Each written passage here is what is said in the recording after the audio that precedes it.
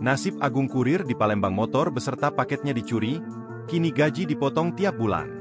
Nasib pilu dialami oleh kurir di Palembang, Sumatera Selatan, bernama Agung Hidayat yang kehilangan motor beserta paketnya, hingga harus rela gaji dipotong untuk ganti rugi.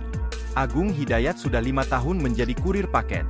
Ini menjadi pertama kali baginya mengalami insiden tidak terduga. Selama ini, Agung Hidayat selalu memastikan motornya dalam keadaan terkunci ketika hendak menghampiri rumah pelanggan untuk mengantar paket.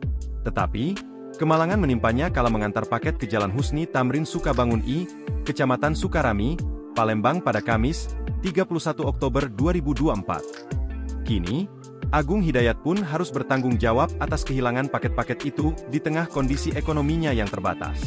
Agung mengatakan penghasilannya setiap bulan tergantung dengan banyaknya paket yang ia harus antar setiap harinya.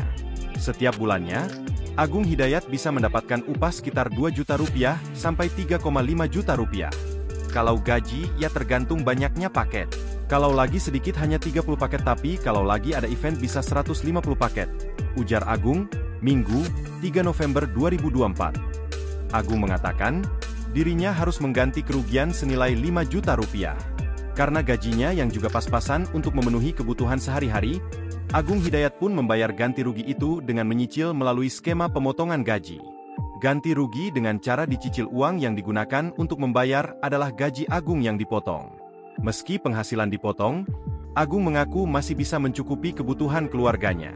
Masalah tidak sampai di situ, Agung saat ini bingung bagaimana mau bekerja karena motornya hilang dicuri.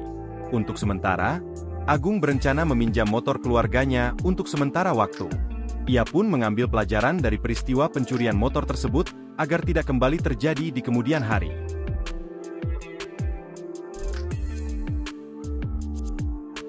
Download Tribun X sekarang, menghadirkan lokal menjadi Indonesia.